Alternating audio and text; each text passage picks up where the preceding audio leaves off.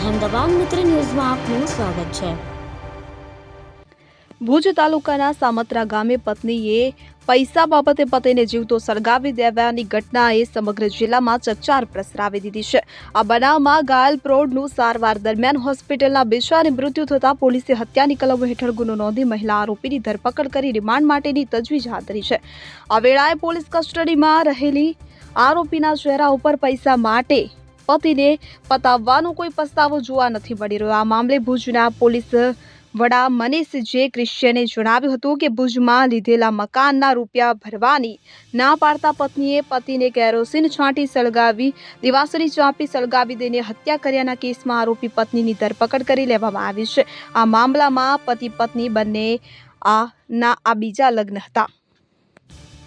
એક પત્ની દ્વારા પોતાના પતિને જીવતો સળગાવી દેવાની એક ઘટના આવેલી છે અને એ બાબતે મર્ડરનો ગુનો દાખલ કરીને માનકુવા પોલીસ સ્ટેશન દ્વારા એની તપાસ હાથ ધરવામાં આવી છે। આ કામે જે મરણ જનાર છે ધનજીભાઈ કેરાઈ જે સામત્રા ગામના વતની છે અને તેમની પત્ની કૈલાસબેન દ્વારા તેમને જીવતા સળગાવી દેવામાં આવેલા છે। આ બંનેનું બીજું લગ્ન હતું। ધનજીભાઈનું પણ બીજું લગ્ન હતું અને કૈલાસબેનનું પણ બીજું લગ્ન હતું અને કૈલાસબેનની ઉંમર 40 વર્ષ છે, ધનજીભાઈની ઉંમર 60 વર્ષ છે અને તેમને ધનજીભાઈને 3 દીકરાઓ છે। 3 વિદેશમાં સ્થાયી થયેલા છે।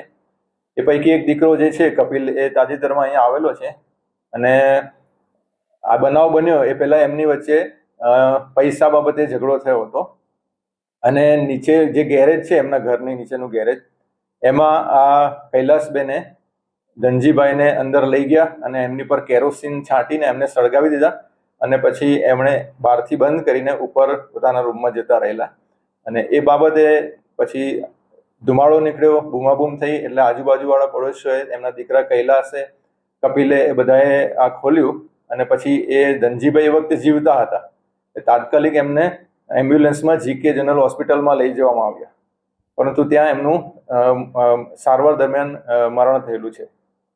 એમણે ડીડીમાં સ્પષ્ટ જણાવ્યું છે ઇવન અહીંથી જ્યારે એમને એ જગ્યાએથી જ્યારે હોસ્પિટલ લઈ જતા હતા ત્યારે પણ એ એમ્બ્યુલન્સમાં બૂમો પાડતા હતા। ડીડીમાં પણ એમણે સ્પષ્ટ જણાવ્યું છે કે મારી પત્નીએ મને સળગાવી। અહેમદાબાદ મિત્ર ન્યૂઝની યુટ્યુબ ચેનલને સબસ્ક્રાઇબ કરો અને બેલ આઇકોન જરૂરથી દબાવો જેથી દરેક મહત્વના વિડીયોની નોટિફિકેશન તમને મળતી રહે।